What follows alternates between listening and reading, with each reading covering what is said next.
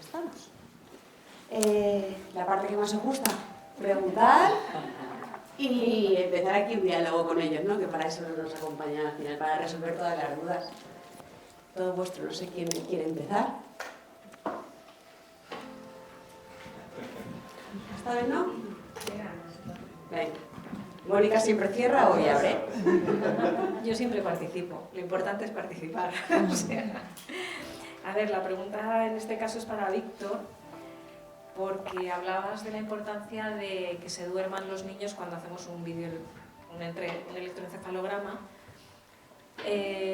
¿Se les puede dar una horquilla? ¿Melatonina? Sí. Sí. Sí, ¿no? En principio, la idea es que se duerman. Lo que se suele hacer es que duerman, que vayan privados de sueño.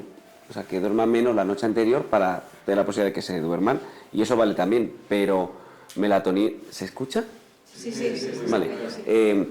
Pero melatonina es totalmente válido, ¿eh? Y además no te interfiere para nada el registro. Vale.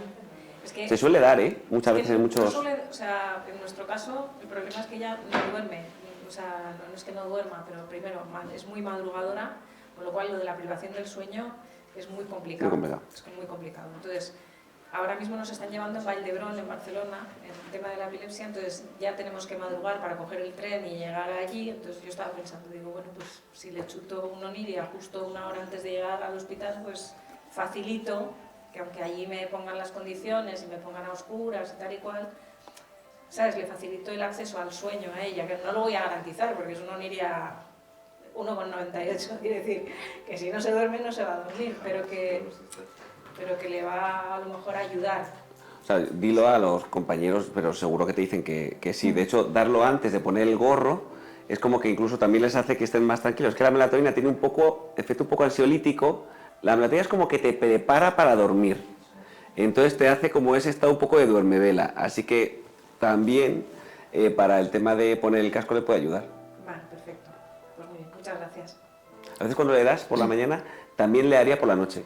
Porque le has interferido un poco el sueño. Entonces esa noche le daría también melatonina. Bueno, la está tomando de continuo. Pues bien. Pues... Y aún así dormimos como dormimos, o sea que... O igual pueden tomar más dosis, ¿no? Y 2 miligramos es poco, ¿eh? Ya, sí, es una cosa a considerar, pero es que como aquí casi todos, pues hay comorbilidades, tenemos un TDAH, tenemos un Concerta, entonces que acabamos de cambiar de Mediquinet a Concerta, entonces estamos ahí viendo si consigue su cuerpo regularse solo. No, digo para el electro, ¿eh? O sea, decimos para el electro, ¿no? Para el electro, dices. Sí, que se pueden dar... O sea, darle un poquito más. Sí. Vale. Pues bien, pues muchas gracias porque me facilitáis, o sea, como 2 pastillas de Oniria. O sea, ¿cuál es la dosis tóxica de melatonina? No hay dosis tóxica. No hay dosis. Entonces, se le da...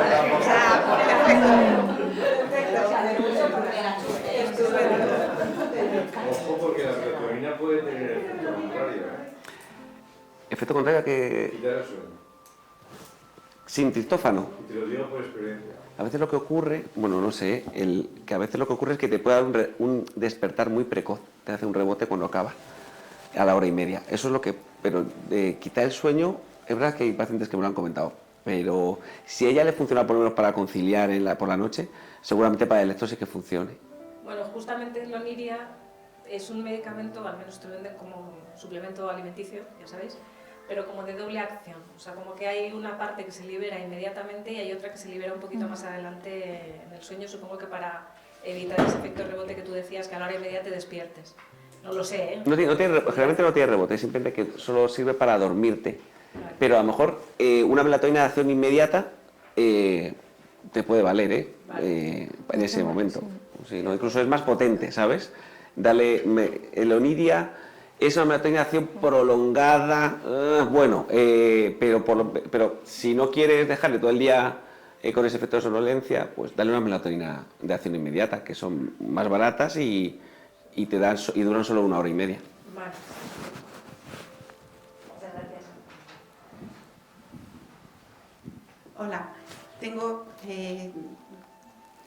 una es una pregunta y la otra es que genial el código crisis, genial la formación a los coles, pero no llega a los coles, lo siento. O sea, yo quizás siempre soy la que en estas charlas... Yo la tenía apuntada. pone la puntilla. O sea, siempre digo, sí, cantáis mogollón de cosas, pero no llega. Los coles tienen miedo, mucho miedo, muchísimo miedo. Entonces, por más que los padres vamos, por más que decimos que hay asociaciones, hay farmacéuticas que se ofrecen a dar charlas, que el neuropediatra hablaría con ellos, no llega. Entonces, ya que habéis hecho un código crisis con la Comunidad de Madrid, que está genial, pues a lo mejor coger a la Comunidad de Madrid y que a la charla vaya la consejera o el consejero de educación. Quizás sueño mucho, pero a lo mejor, si les dais esa formación o si alguien les dice esa frase que has dicho tú de es igual de peligroso o más peligroso que tengas a un alérgico, que tengas a un diabético o que tengas a un asmático grave, no tendremos a nuestros niños. Yo he ido con el coche siguiendo una excursión. Yo me he tirado 6 horas sentada en una cafetería mientras veía a mi hija jugando en Madrid-Río, porque la profesora quería que estuviese cerca. Y yo le decía, pero si va a llegar antes el Samur que si llego yo del centro comercial en el que me he metido a tomar un café por una ventana. Da igual lo que los padres les digamos, tienen miedo, la epilepsia da miedo. Entonces, como habéis logrado crear esto, pues quizá lo que pido es que a las instituciones que habéis llegado y eso, pues decirle esto, decirles, oye, que venga alguien de educación. No sé si sabéis, porque yo me enteré, el profesorado no está obligado a tener un curso de primeros auxilios. Sí, es así. No están obligados. Nos hemos ofrecido a pagarlo en el cole, los padres no han querido. No quieren porque no quieren tener esa responsabilidad, pero ya no es por un niño que tenga epilepsia.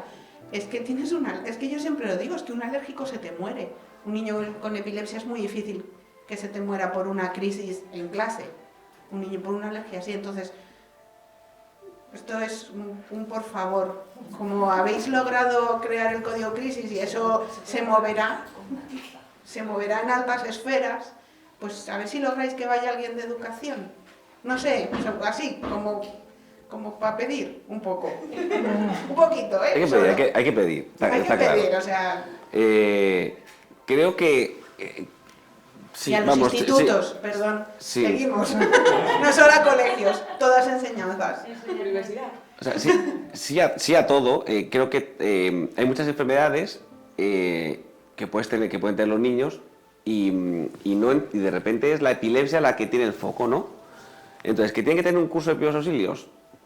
Bien, yo creo que iría bien. Creo que también los profesores, también quiero decir que lo que tienen ahora encima es se les ha metido de repente muchas enfermedades, ¿eh? Ahora los profesores sabéis que creo que el problema que tienen fundamental es la salud mental. El tema de los protocolos que tienen de suicidio, eso ahí tienen un mogollón muy importante, ¿eh? ¿Que esto es importante? Por supuesto que sí. Y pero tiene que ver con que creo que tenemos que hacer bien el tiro. Quiero decir, que a veces damos visiones un poco contradictorias. ¿Es necesario enfermera escolar en todos los hospitales, en todos los colegios? Pues no lo sé, porque si... Sí, pues sí. Vale, sí. Entonces la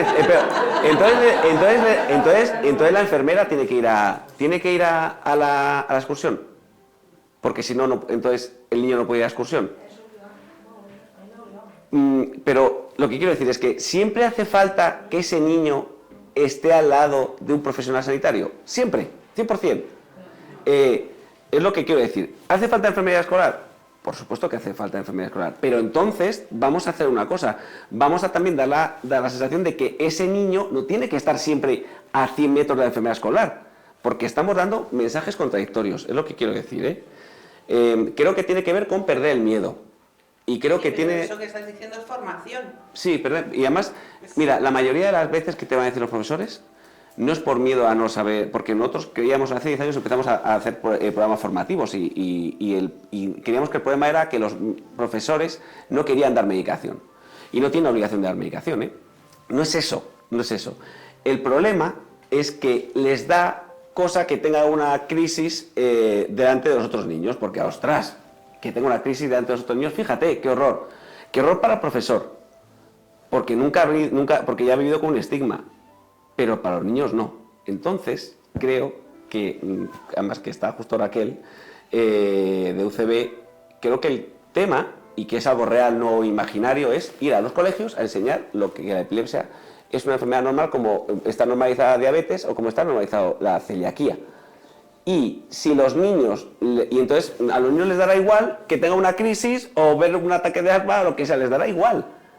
Entonces ahí es cuando los profesores, creo que... La realidad es que a los niños les da igual todo. O sea, si Claro. tú a un niño le explicas con naturalidad, a su nivel y normalidad, este niño tiene discapacidad, este Claro, tiene tal cual. este tiene 3 orejas y este no sé qué, el niño llega y te dice, vale, ya está, chimpún. Si lo tratamos con normalidad, si el adulto no lo trata con normalidad, ¿dónde viene el problema? Claro, entonces yo creo que tenemos que ir no solo a los profesores, tenemos que ir a las clases. Sí, pero lo que yo te digo es que como estáis altas esferas y esto Bueno. depende de la voluntad, bueno, altas Me encanta. esferas, A lo ojalá. mejor era No, una pero impresión que- diferente. Pero que a lo mejor si esto en muchas charlas lo decís, que los padres demandamos esto, porque yo voy al cole y les digo, oye, que UCB puede venir y no sé qué, y el cole me dice, sí, sí, vale. Pero si viene el consejero de educación o viene de una norma desde educación de en los programas formativos tenemos que meter, y ya no te hablo solo de epilepsia, vamos a soñar, tenemos que meter diabetes, tenemos que meter no sé qué, ya la cosa cambia. No es una petición de unos padres locos zumbados que su hija tiene epilepsia.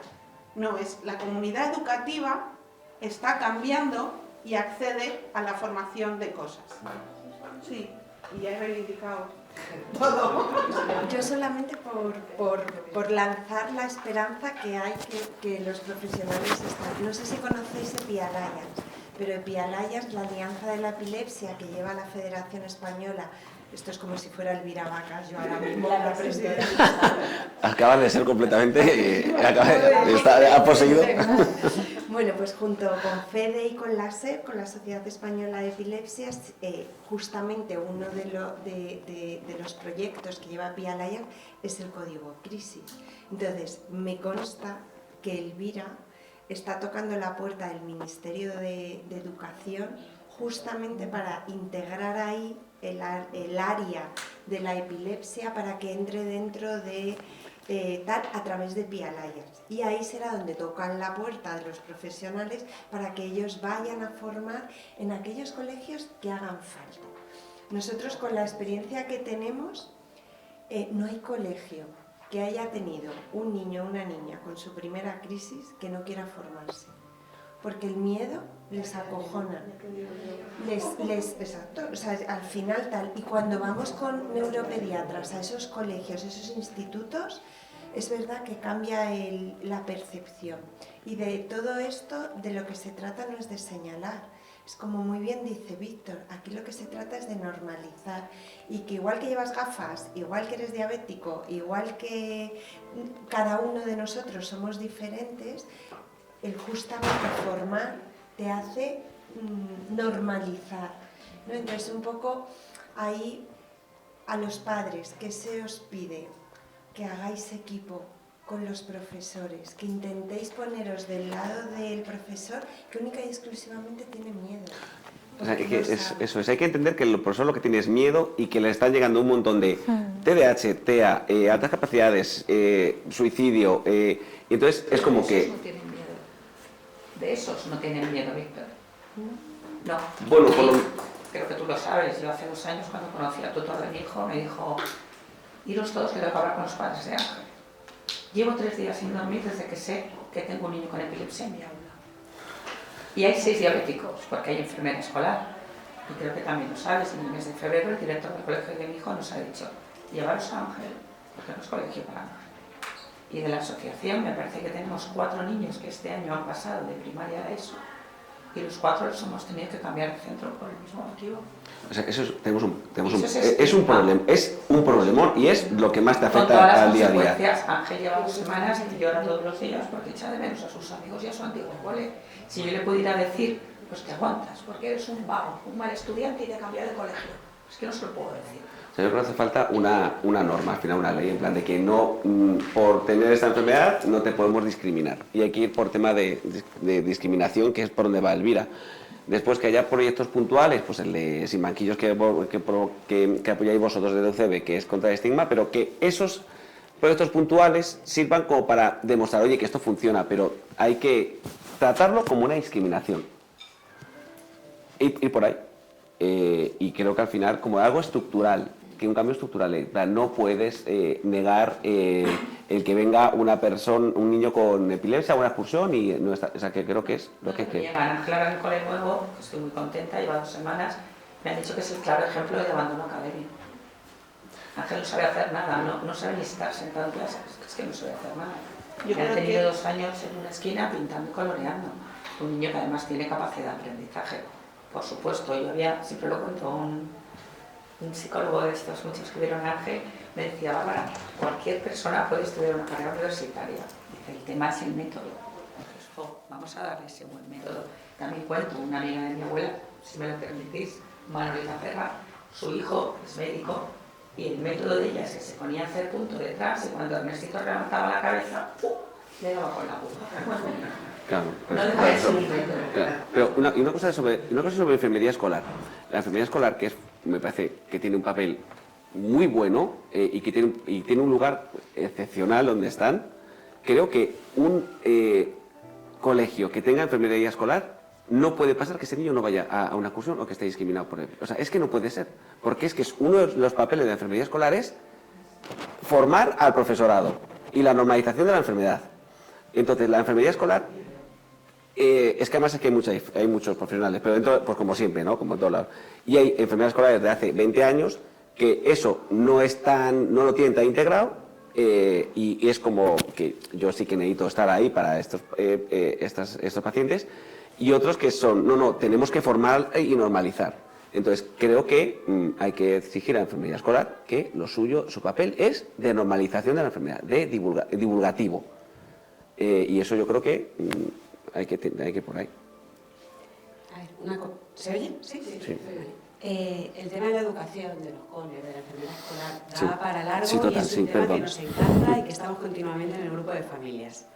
Y las experiencias de todos, pues al final, ¿no? Chocan y sirven también para los que vienen detrás con miedos similares y que van a pasar por lo mismo después. Pero, aparte del tema de la educación en los coles, ¿cómo hacemos que el código crisis llegue a los padres? Porque muchos padres, aquí lo conocemos porque se habló el año pasado. Tuvimos a Irene Morales, también de la Ruber, y de Ramón y Cajal, ¿no? Y nos habló de casualidad, hablando con Elvira en el café, y creo que fue así, ¿no? En el turno de preguntas, y salió el tema del código crisis. Pero el código crisis no se conoce como el código ictus. El código ictus lo sabe todo el mundo, ¿no? Pero los padres no les llegan. Familias de la asociación que no estuvieron en esas charlas el año pasado, les sonó a chino cuando lo hablamos en el grupo de familias. Entonces, a los pacientes, cuando están ingresados, se lo decís a los padres que existe esto, que llamen la ambulancia y digan código crisis. Bueno, o sea, no tiene, es que, perdón. No, digo que realmente se hace un poco en la consulta, ¿no? Esas pautas que enseñaba Víctor, individualizadas, o sea, tú en la consulta, idealmente, le dices al paciente o a la familia cuándo tiene que dar la medicación de rescate y si esto no mejora, ahí llamas al 112, ¿no? A ver, yo creo que a ti, como Yo padre, creo que lo que nunca tiene... es, si yo llamo al 112, ¿tengo que decir código crisis No, o tengo que decir no, mi hijo? o sea, a ver si lo respondo bien. Creo que a vosotros os tiene que llegar, o a mí como usuario, los beneficios del código crisis. O sea, existe también un código aorta y un código sepsis. Lo que tenemos que hacer es que ese código garantice una mejoría de los estándares de atención. Es decir, que tú cuando tienes una crisis te van a atender mejor, te van a hacer antes el electroencefalograma y te van a poner el mismo tratamiento en cualquier hospital, según los estándares de calidad. Eso no tenéis por qué estar enterados, sino que os tenéis que ser los beneficiarios de esas mejoras. Igual que si a mí me da un aneurisma, de repente existe el código aorta, entonces me van a atender según unos estándares de calidad. Pero yo no sé, no tengo por qué saber que existe un código aorta ni un código crisis. Tú no tienes que decir que activas el código crisis. Si tú tienes una crisis, ya va a ser el sistema el que lo va a activar. Pero, O sea, que esté como algo estructural. No, pero tiene que ser así. O sea, La ambulancia, veces que no van, A ver, esos son, ya, pero tú no puedes activar el código crisis, el usuario no puede activarlo, tienes que activar un sanitario, porque es como una mejora de ese sistema, que yo no digo que sea perfecto, por supuesto que no, pero que sí que tiende a tener unos estándares homogéneos de atención. Entonces, si tú tienes una crisis, en el centro de salud, es el centro de salud el que lo activa, y se tiene que activar como de manera automática. Pero, por ejemplo, si te he entendido bien, uno de nuestros pequeños tiene una crisis, tú llamas al 112 o en el cole llaman Sí. al 112 y se lo llevan al hospital o lo que sea. ¿En qué casos se va a hacer un electroencefalograma en esas 12 o 24 horas? Quiero decir, porque nosotros hemos tenido a la niña que ha tenido crisis en casa, es verdad, las crisis de nada son focales, no son convulsivas, pero hemos ido a Puerta de Hierro, la ha tenido allí 2 horitas en observación, se ha normalizado y para casa. O sea, lo de que te vayan a hacer un electroencefalograma, yo cuando lo he visto he dicho, pues qué guay. Pero entonces sí que nos interesa a las familias entender el código crisis. ¿Por qué? Porque si yo tengo una crisis en mi casa con Noah, y aunque yo la grabe y se la pueda enseñar a los facultativos y pueda hacer la duración... Entiendo, sí, y que sepa podáis exigir eso. Exactamente, yo quiero poder decir, perdona, hay un protocolo de la Comunidad de Madrid que se llama Código Crisis que dice que a mi niña le tienes que hacer un electroencefalograma en 12 o 24 horas, con lo cual dime, ¿me quedo ingresada o me la llevo y vengo mañana? Pero tengo que poder saberlo, tengo que estar empoderada, porque si no, me dicen, vete para tu casa y me voy. Y ya está.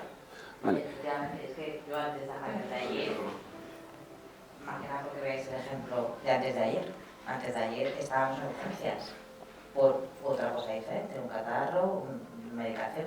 Le había una crisis en los señores en urgencias y lo único que nos dijeron, no entiendo qué hacéis aquí, os pasamos una cama. Yo respondo, no toda crisis hace falta un electroencefalograma. ¿En qué situaciones son? En situaciones en las que tengas un estatus, que tengas una crisis de las que no te de que la conciencia no se recupera después, una hora después, y si son crisis que son las que tiene ese paciente siempre, es decir, son sus crisis, no han cambiado de características, podrá tener más o menos, pero son las que él tiene, ahí en principio el médico puede decidir no hacer el electroencefalograma porque no te va a aportar nada. Esto va muy enfocado a primeras crisis, ¿vale? Por eso he dicho que el código crisis para todos significa que, que habrá que personalizar las cosas. Pero en principio son crisis estatus, crisis que no recupera la conciencia después de una hora que no sabes por qué está así, o crisis que han cambiado las características y tienes varias, o una crisis única o un aumento de la frecuencia de las mismas crisis que tienes, no tienes por qué activar. O sea, es algo que de esta forma te aporte algo.